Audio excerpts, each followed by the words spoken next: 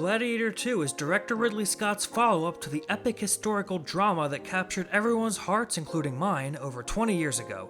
It stars Paul Mescal, Denzel Washington, Connie Nielsen, Joseph Quinn, and of course Pedro Pascal. Let's hope he does better in this arena than he did in the one from Game of Thrones.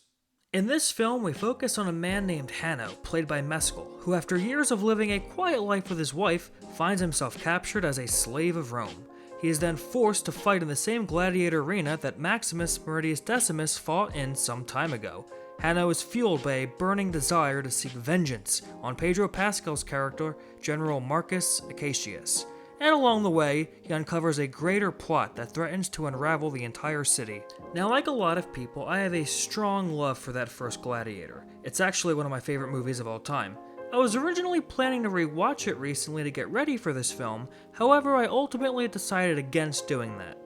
Now, why did I do that? One, because I've been incredibly busy driving all across the Midwest for my job, but two, and more importantly, I wanted to compare Gladiator II to its predecessor as little as possible.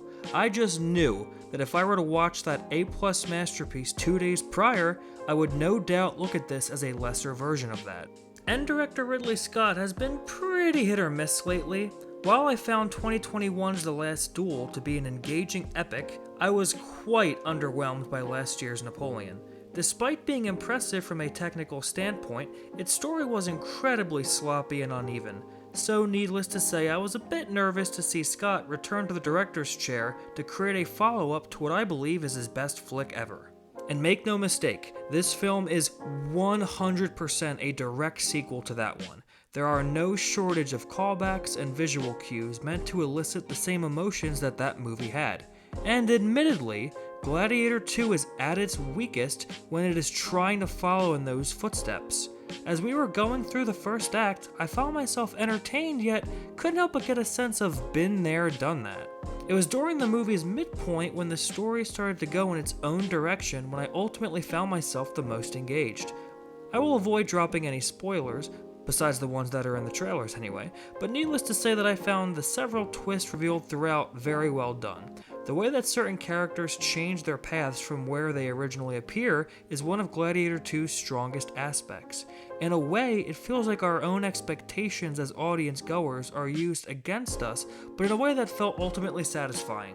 And for the most part, these characters are played well by the cast. Pedro Pascal's performance was great, and it was his general character whom I felt the most for out of everyone. As previously mentioned, there are surprising directions taken with some of these figures, and Pascal's Acacius is one of them. Essentially serving as a co-lead, the inclusion of this general is one such example of this movie doing something different than its predecessor, and he is one of the film's standouts because of it. Joseph Quinn and Fred Heckinger's pair of maniacal brothers were sadly not given as much depth, and it's abundantly clear that they're meant to serve as stand-ins for Joaquin Phoenix's Commodus. But whereas he felt like a three-dimensional person, these guys were quite underdeveloped and felt like cartoons. If there is footage left on the cutting room floor, I would imagine a significant chunk of it involves these two. Connie Nielsen was solid in her role, but ultimately a large portion of her time on screen was devoted to referencing Maximus nonstop and delivering exposition about the events that transpired in between movies. When talking about Paul Mescal's performance, I found myself a tad conflicted. The character Hanno as written is a paint-by-numbers stoic hero, and Mescal plays that part with an authentic sense of intensity. Despite his motivation for revenge being a tad flat on paper, he plays it as best he can. However, when comparing his performance with that of Russell Crowe's Maximus, there's just no comparison. This truly is the greatest example of showcasing the difference between a great actor and a movie star. And Paul is a fantastic actor. Go see Aftersun if you haven't.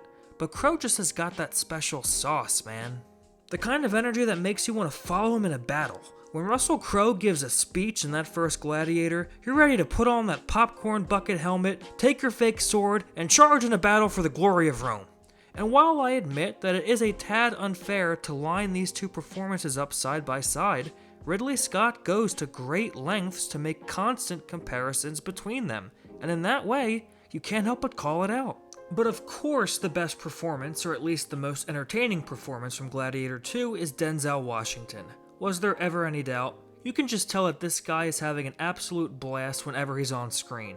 literally chewing the scenery with a sense of energetic glee.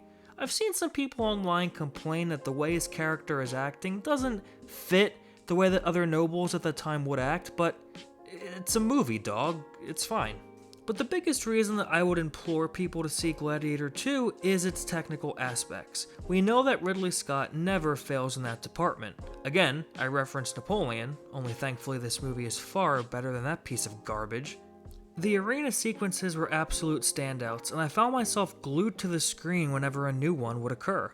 Apparently, in ancient Rome, they would in fact fill up the Colosseum with water and do these aqua ship fights, and it was just so badass to watch.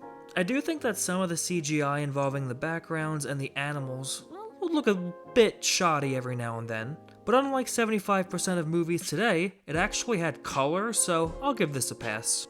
I will say that I actually feel that Scott improved on the way he shoots action from here compared to the first one, and that sort of improvement does come the more an artist hones their craft. It's only natural, especially with the way new technology is developed. I distinctly remember poorly used slow-mo sequences and a few instances of shaky cam that didn't quite hit the mark in the first Gladiator. Here the action is all paced well, and there's also a greater sense of tension. I always remember getting a little annoyed that Maximus would handle every single physical confrontation with relative ease.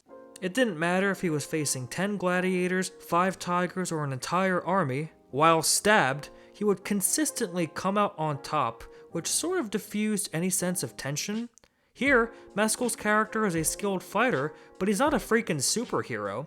You can see him actually struggling in these battles, which does a lot to keep the audience engaged. While talking about technical aspects not relating to visuals, the soundtrack was fine. Hans Zimmer is sorely missed, and the only times I felt any real emotion was when those familiar soundtrack cues were played. I can't help but feel that they should have offered him like a dump truck load of money, because his involvement would have made some of the emotional bits hit even harder. But overall, I enjoyed a large chunk of what Gladiator 2 had to offer. With the kind of track record that Ridley Scott has had the last few years, I was incredibly nervous to see how this film would play out, but to my relief, it was able to showcase incredible action sequences and a few stellar performances. However, make no mistake, its plotline is generally a retread of what's come before, and the first act does suffer because of it. But from the midpoint on, I was quite interested in the different directions the story took, and by the end I was pleased.